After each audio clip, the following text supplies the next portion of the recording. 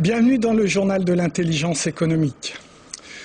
Tout commence par une histoire de babouches, les fameuses chaussures traditionnelles maghrébines.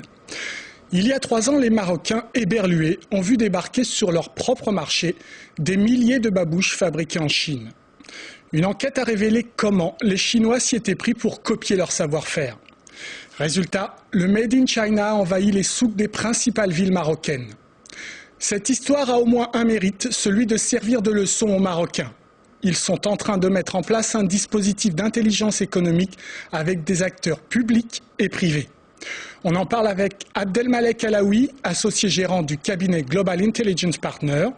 Mais avant, on revient en images sur l'histoire des babouches chinoises. Une enquête d'Hélène Frade.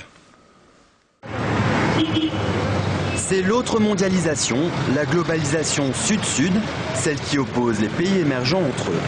Cette mondialisation est bien là, physiquement palpable dans ce marché de Casablanca. Dans le souk de Der Bomar, où notre caméra doit rester discrète, les commerçants chinois se fondent parfaitement parmi les vendeurs marocains. Tous proposent la même marchandise, des produits traditionnels marocains comme les célèbres babouches. Des babouches ou des tapis de prière fabriqués en Chine. C'est marocain? Chinois? Et ça, c'est marocain, ça? Non, c'est chinois. C'est chinois?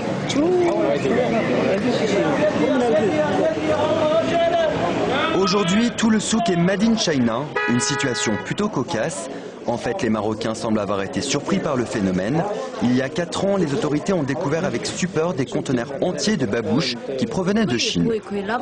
Trop tard, les Chinois avaient discrètement copié le savoir-faire marocain. Des produits imités, des prix bas, mais une qualité qui laisse à désirer. Comme ça, tu les mets une fois, tu les mets une fois. Une semaine. Une semaine. Les Chinois toujours. Et pour en avoir le cœur net, nous achetons une paire de babouches. Je ne suis pas un expert. C'est combien? 30 grammes. Et ça, c'est marocain ou pas?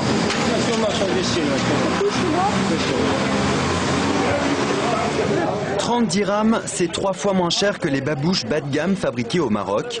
Pour s'en rendre compte, il faut quitter le souk Der Bomar pour le marché consacré aux produits Made in Maroc, situé près du Palais Royal.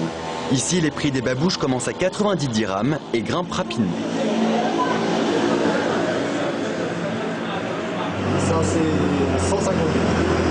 150 dirhams? C'est quoi? Ça, c'est 450. Pour ce commerçant, il n'y a pas photo, la vraie babouche marocaine est de meilleure qualité. Qu'est-ce que vous en pensez? Bien sûr qu'il y a une différence. Cette babouche est en cuir fait main. Celle-là, elle est en sky, c'est très mauvais en qualité. C'est ça la différence. Pas peur de la concurrence donc, les Chinois n'auront jamais la main. Pour ce commerçant, il manque de rigueur. Les gens sont très inquiets de la qualité des produits fabriqués en Chine. C'est pour cela qu'il ne faut pas beaucoup craindre les produits chinois qui rentrent au Maroc.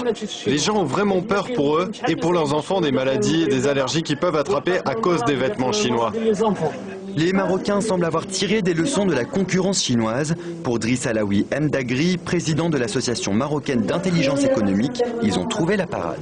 Il est essentiel de se doter d'outils de veille pour précisément voir où est-ce qu'il y a des imitations qui se font, quels sont les gens derrière ça.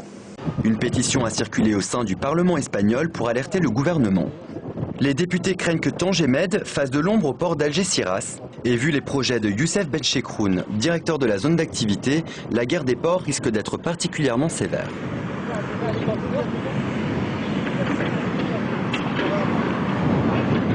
Le port que vous voyez derrière moi aujourd'hui est un port qui totalise déjà une capacité de près de 3,5 millions de conteneurs. Et lorsque nous aurons finalisé le port Tanger Med 2 et qui fera une capacité de 5 millions, nous aurons un total de 8,5 à 9 millions de capacité de traitement conteneurs, ce qui nous positionnera parmi les 10 premiers ports mondiaux à l'horizon 2015 et donc très certainement le premier en Méditerranée et Atlantique.